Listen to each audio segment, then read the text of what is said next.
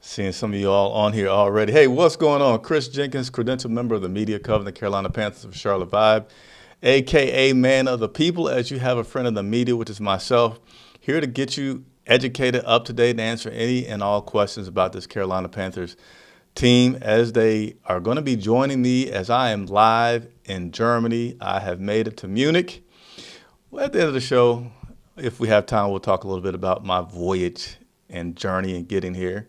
And by the way, I had to take an extra minute because I didn't know you guys would be able to see all this stuff behind me, so I had to clean up a little bit. But yes, I have checked into my room. I will give you a little bit of the scene here in Germany. My photographer said it's always like this in Germany, and I don't know if it is, but I thought London was like known as the rainy place, but Germany, man, rainy and extremely foggy, and I heard it's going to be like this all week. So it is cold. It's not like freezing, but it's cold, and the temperature doesn't change much throughout the day. Nevertheless, it's a little bit on the weather here in Munich. Team will be here sometime overnight tonight, and I'll be back with them at practice tomorrow, so make sure you tune in. We'll be at their practice here in Germany tomorrow, and just really expect it, and I promise you guys, nobody's going to bring you more content than Charlotte Vibe through this time that the team is in Germany. It starts tonight and goes through game day on Sunday. So tell a friend and support us. Also, if you're able to, there's a GoFundMe that we are a third of the way through. You guys have been stepping up. I appreciate it. We're a third of the way through our goal. We need to get headsets for the full team. So that's what that is about. There's a link in the description. Please take a second if you can. If you're able to, click on that link in the description and help support us getting to that goal. I see a super chat has already come in, so I'm going to get to that just as well. But let me go ahead and start to get some things together for you guys. We're going to start with the injury report. It's not too big of an injury report. It's gotten smaller these days. I feel like my desk is sideways here. But nevertheless, let's go ahead and take a look at this injury report. It's got some length to it. We got tackle Ikem Ekwonu, who did not practice, continuing to did not practice. Man, some of these guys that are on here have been on here for a while. Like you also see, we have wide receiver Adam Thielen, who, man, I'll tell you guys, I'll be honest. So my head's spinning a little bit from traveling. I don't know how many hours, I don't even want to figure it out. But also, when you travel across the pond, as they say, sometimes you forget, like, oh, man, I've been wearing these clothes for 2 days. So I'm getting at that point. And by the way, here in Germany right now, it is 12:40 a.m. 12:40 a.m. Your boy's going live to be the man of the people and keep you informed. So give me a little round of applause. At least give me a thumbs up for that, right? But anyway, I said all that to say, if I'm just a little off on some information, that's why. Adam Thielen, I don't know how long he's been out, but I think actually, I do know how long he's been out. It was week 3 that he got hurt, which was in Las Vegas, and we are now at week 10, is it? So he's been out quite some time. Linebacker Josie Jewell, he was limited in practice today, getting some rest. Safety Xavier Woods dealing with that shoulder. Safety Jamie Robinson, limited in practice with his knee. So there's some progress there for Jamie. Tight end Tommy Tremble, limited in practice with his back. Cornerback Lonnie Johnson, knee, limited in practice.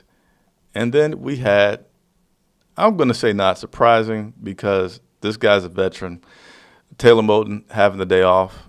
So he got a vet day, as they call it, did not practice with some rest. And then we also have our flourishing tight end, Jatavian Sanders, who was limited in practice. And, man, Jatavian has been doing a darn good job of being a good wide receiver. So that button doesn't work there? Oh, it's hitting the wrong button. But, yeah, Jatavian Sanders, I posted the stat earlier this week. Don't know if everybody had a chance to see it. He led the league last week in separation on receptions. And that's not the first time. He might be leading overall with yardage of separation on catches. I think it was about 5 yards that he had. Had a really exceptional run after the catch last week. So really good stuff from Jatavian. Pretty sure he'll be fine.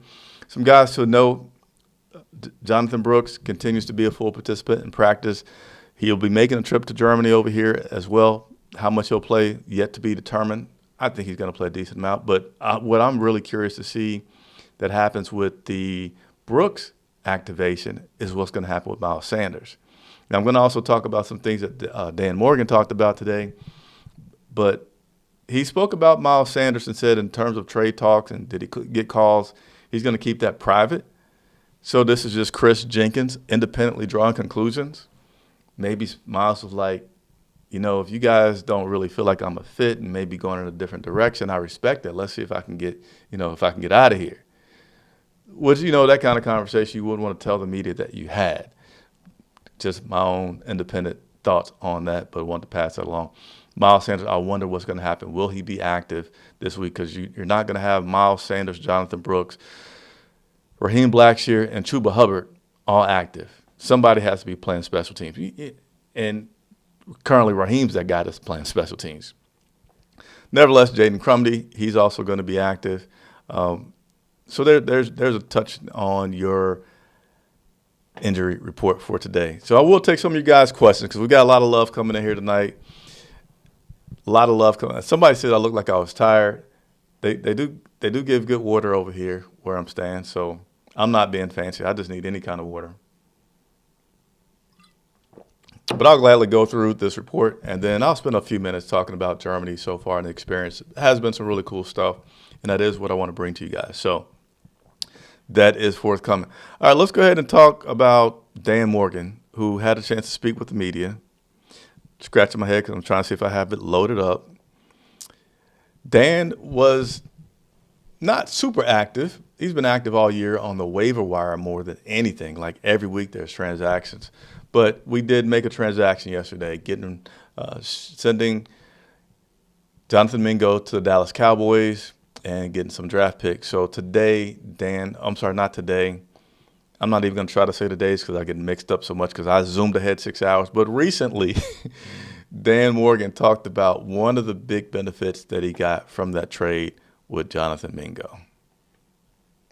Yeah, I'd love to have as many picks as possible. Obviously, to get a fourth rounder yesterday, really happy about that. And, to have as many picks as we do, especially as early as we do, it's exciting. But, we got to put the work in. We got to make sure that we pinpoint the right players and draft those players. So that was him talking about that transaction yesterday. Let me make sure that my mic's on. Yep, mic's on. That was him talking about the transaction yesterday, getting some draft capital. And I get the feeling he talks about building it the right way, which is building it through the draft. But, when you build it through the draft, that also helps you get your guys. It helps you put your mark on this team. That helps you to continue to get these dogs that he talked about last year. And he's right. They do have a lot of picks, and they do have a lot of, first, second, and top of the third day picks, rounds 1 through 4, that they can get some guys that could potentially, impact the team pretty quickly, and the other guys you would just go to develop. I also talked about Adam Thielen. Absolutely wants to keep Adam Thielen. Two guys he, in my opinion, used strong words about. One was keeping Adam Thielen around. Absolutely wants to keep him around. And I think at this point, you're probably hoping, Dan Morgan, that you can keep the team at a winning level, that Adam Thielen's like, okay, I'll stay around and mentor these guys. Because that's really what Adam Thielen's about. All your guys that are going to be impacting, especially this week, Adam continues to look to be out, it's going to be rookies. Xavier Legette, rookie. Coker, undrafted free agent. And I know I was going to forget, Jatavian Sanders, rookie. So, and they're at a different position, but you're going to look at having a veteran. You need a veteran to teach guys the little things that maybe just raw talent doesn't afford you. So, and also on the wide receiver standpoint, with Jonathan Mingo being out, now that shortens the wide receiver room even more. So what are we going to do? Well, Jordan Matthews, who used to be a wide receiver and put on all this weight and went through all this struggle to become a tight end so he can increase his career, well, that is going to come full circle, and they're going to be very happy to have Jordan Matthews this week, lining him up and using him as both a tight end, which he's converted to, and then a wide receiver, which he previously and originally was when he came to the NFL. So he's going to do that to help mix up and keep that wide receiver room from being too shallow until a guy like Adam Thielen can come back. Now, something that he also talked about, and I did get a super chat that I'm going to come back to. And again, if you can support the GoFundMe that we have, please check out the link in the description. It's only on YouTube, so maybe towards the end I'll take a second and pin it in the comments for everybody to see. But we're really close. We're a third of the way there, and hopefully you all can help us get there. So, for me, it's just all about continuing to try to produce good quality content, not just look like a guy on a mic over on YouTube covering his team. But Dan Morgan also talked about Chuba the other day. It's like, hey, you got some guys that are, on expiring contracts. Anything that you're going to do there? And he's like, yeah, we'll continue to work. And, well, yes, indeed, did he continue to work. So I don't know if Joe Person, who asked the question, knew that something was up. But just today, less than 24 hours later, Chuba Hubbard gets paid. I think I got a sound effect I can play for you guys. Yeah, Chuba Hubbard got paid.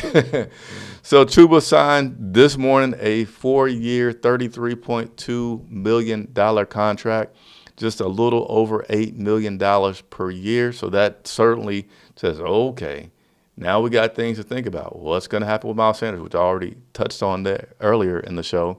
But also, well, Jonathan Brooks, maybe he's not been drafted to be the guy of the future. Maybe they're looking at having weapons and having Chuba and Jonathan and, being able to run with that. And if you got two good backs, one's on a rookie contract, yeah, you could afford to pay the other one. And we all have flashes of double trouble, dare I say, right? But again, Chuba's new contract pays him just over $8 million a year, putting him into the top 10 for running backs. He's nowhere near the Christian McCaffrey's 19 and Saquon Barkley, near the teens, but he is certainly a well-paid man at this point. Chuba also had a chance today to talk to us about his new contract, and the hard work's paying off. Yeah, I mean, all I can really say is, God is good. I'm blessed to work my whole life for this, to be able to do it here in Carolina and be a part of, reshaping and rebuilding this culture. It's a blessing. Like I said earlier, I'm kind of speechless. Got too many people to thank, too many people that helped me get here. I know often people think, you do all the work, but it took a village to get to this point. So I'm just blessed and thankful. It definitely lifts a burden off me a little bit. I've always wanted to take care of my family for life and, put my mom and my sister and everybody in a good spot. And to be able to do that and know that, your hard work pays off is definitely takes some of that stress off you. But at the end of the day, I want to be great. I want to be a Panther for life, and I want to change the culture here and win games. So still got a lot of work to do. Yeah, this morning I woke up real early, like 5:45, and I just prayed and was giving thanks to God and kind of reflected on some of the ups and downs, the good and bad, and just, key parts of the journey. And just I'm thankful. Like, God is good. He really is. So, like I said, I really can't put words to it. Just going to keep working and hoping for the best and keep giving my best every day. Hey, how about that? Congratulations to you, Chuba Hubbard. Yes, we all vividly remember the struggles that you had. He revealed, I think it was maybe top of last year, that he had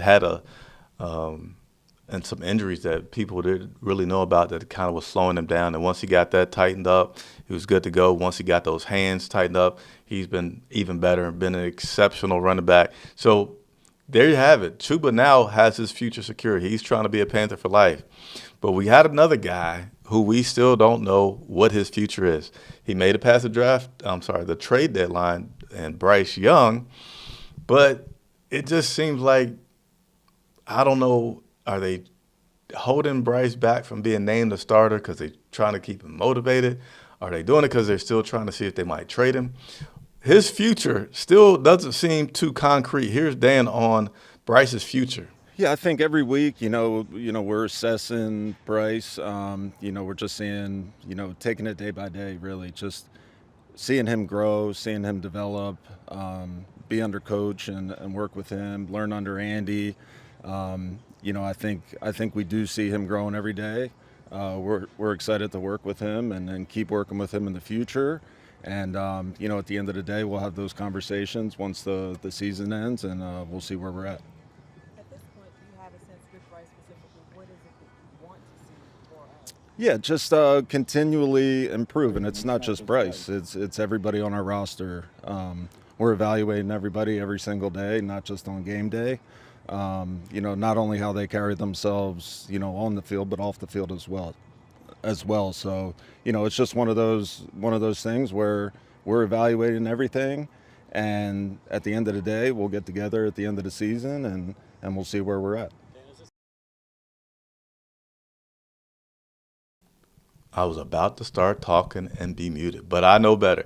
Yeah, not Chuba, Bryce, future's just not known, and we could all draw a conclusion. I don't have a strong opinion as to whether we're trying to trade him.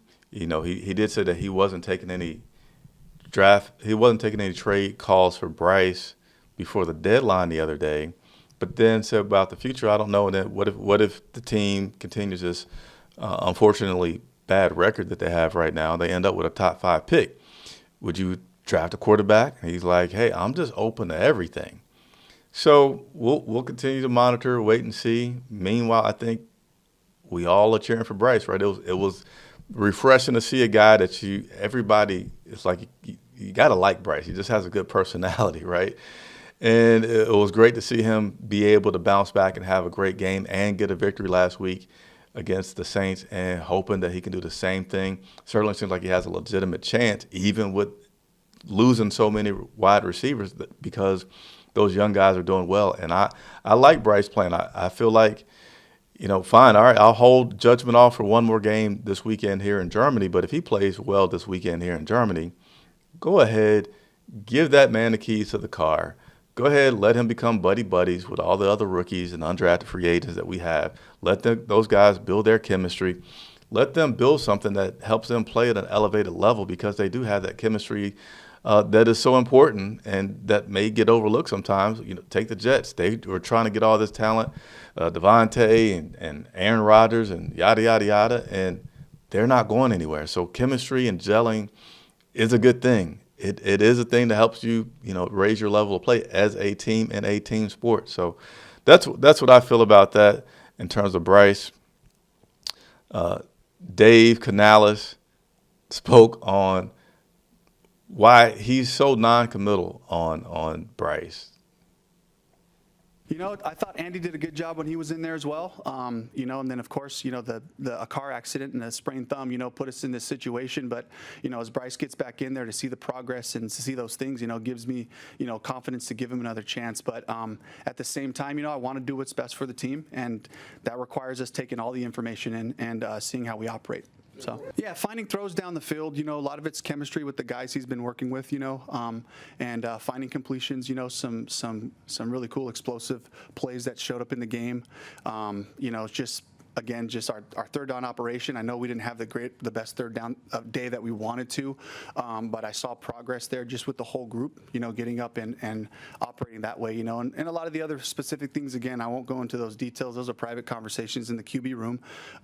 So I'll keep it at that. But, just the steps forward, the progress, and then the finish, and that's what we look for. We're looking for that finish. So. All right. So there you have it. From the horse's mouth, why he's been non-committal on one Bryce Young. And then he talked about what he has been seeing well from Bryce Young. So we'll just continue to, watch and report on it. I'm also going to plug the fact that I need you all to continue to support Charlotte Vibe. This Sunday, I know back home it starts really early. 9:30 is the time Eastern. If you're in the West Coast, it's even earlier. My pregame show, I will be live. I forget the name of the stadium, here in Germany 2 hours before, doing the same thing I do every single week that there's a game, which is a 1 hour live pregame show. That's going to start at 7:30 this Sunday. So I'm hoping that you all will still keep your alerts set and consider just turning me on at 7:30, watch the pregame show here live from Germany. I think it'll be a very cool thing for you all to see and be a part of. Now, let me get to the super chat before I go much further along. I made you wait long enough. We had a super chat come through, and I had not yet gave the props to Panthers Prime Podcast. What's going on, man? Appreciate you very much for that super chat. I know he sometimes calls in when he can, but maybe you can't tonight. this evening, whatever time it is back there in Charlotte or wherever you are. But I appreciate the super chat nevertheless. And we got, I think that covers us. No, we got one last thing that we're going to talk about. Dave Canales, we're a little bit past the halfway point. He today reflected on his first year so far coaching. After I play this clip with Dave, we're going to get into your comments, and then I'll go ahead and share as much as you all want to know about the trip to Germany because it was a lot. I think it's cool. But here's Dave Canales on coaching this first year so far. It's been really challenging, and it's been. I think I told Lizzie. I said I'm so full and I am so empty. I'm just like gassed, completely gassed with all the different things that that come across my desk, on a daily basis. But then also so full at the challenge of what it is and the personnel decisions, and just the game planning, and this different role of like being pulled out of meetings, coming back in. Okay, Brad, where are we again? And just like re-engaging that way, finding a flow for calling plays on game day with a new group and then a new group and then a new group, the changes that have happened. So I just feel really fortunate, really blessed to go through the challenges of this year. It's like, okay, well, let's find solutions. It's part of our philosophy of who we are is like, let's develop and let's find solutions. And we've had to, as a staff, really, put our heads together and fight and scratch to just try to find an edge some way, somehow,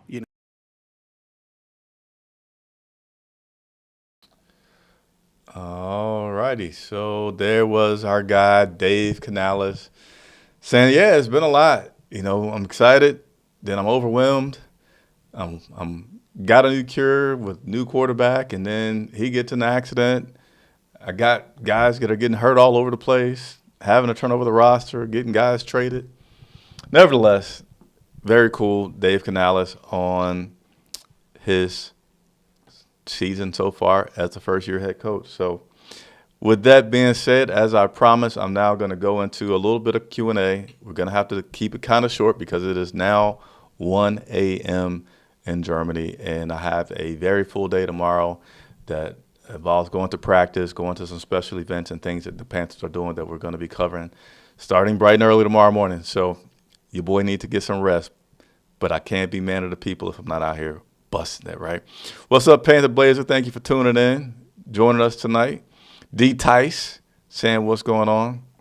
Chris is late with the broadcast. Hey, I'm a little late, but again, I didn't want you guys to see all the mess that's behind me in my room. So I needed a few extra minutes to clean up, Panther Blazer, but I made it. Let Icky rest. Brady's doing well. Yeah, so this is about Ikem Ekwonu, who I had on the injury report earlier. I think I still have it here.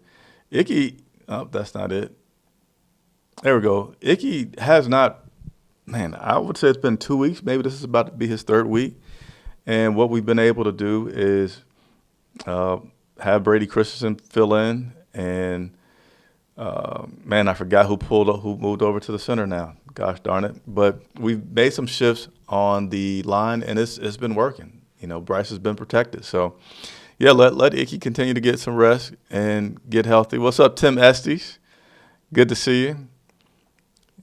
You're welcome for the content. Hey, thank you all for tuning in because I know that you could be doing something else. So, T. Green, one of our members. Here we go. Got to give the members some love. So, T. Green, I can tell you one thing is you got to get used to they use the metric system over here. So instead of degrees, they go in Fahrenheit. Let's see if I can quickly tell you what it currently is right now. Okay, this phone is showing it in English. I'm sorry, in Fahrenheit, which we're used to. It's currently 43 degrees. But what happens here in Germany is the temperature doesn't change much. Like in Charlotte right now, it'll get cool at night, might get into the 50s. But during the day, it'll get warm, maybe low 70s. So it's about a 20-degree temperature change. Here in Germany, it's like about a 7-degree change. So right now it's 43. I think it might have been 51 today. So at 8 degrees change. And the sun had no chance of coming out. It wasn't like partly cloudy. It wasn't even cloudy. It was like just dense fog, really, really thick fog. Man, I took some pictures today. I forgot to load up on the computer to share with you all about what it looked like. So, yeah, kind of dark and dreary is what it is here in Germany. And cold. It's definitely cold. It ain't freezing, but it's cold. Let's see. See if we got a few other questions here we can get to. I might have to, y'all might have me throwing my glasses finally. I'm trying to avoid throwing them on. Let's see. The room looks nice, man. How Germany treating you? The train ride was okay. So yeah, let me go ahead and have this little conversation. I landed in Frankfurt. I flew into the wrong city. Didn't discover it until basically maybe 3 weeks ago at this point. Definitely 2 weeks ago. I was like, crap. Let me see if I can change it. Well, changing a flight overseas is not like they have 10 nonstop flights like you do in Charlotte when you're going from Charlotte to another major city. You don't have but one nonstop flight typically overseas, and then you got connecting flights. And then it's last minute. So that ticket price, I think it's going to cost me twice as much as the ticket cost just to make a change to come to Munich. So I'm like, we can't do that. We got fundraisers going right now to get equipment for the company. So I took a train from Frankfurt to Munich, and it was rough. It was rough. Another day I'll go into it more. Again, it's after 1 o'clock in the morning here. But here was the roughest thing. One is everything's in German. So, but they do, they make the German announcement first, then they say English. But then you're trying to go places that you don't know, and directionally things just look different when you're in a different country. Made it to have to take a bus to a train station that had lots of different levels, got to the right place with a lot of walking. First I went to the wrong place because they have a lot of trains here. So they had a section for like local trains and then regional trains or long distance high speed trains. Nevertheless, it took me a while to find that. Got to the place, and you can only buy the ticket online or at a kiosk. Well, it's not in English, which is fine. They have they have flags at the bottom, but none of the flags at the bottom was an American flag. And I'm like, what the heck? America's an important country in this world. Why would you not have an American flag?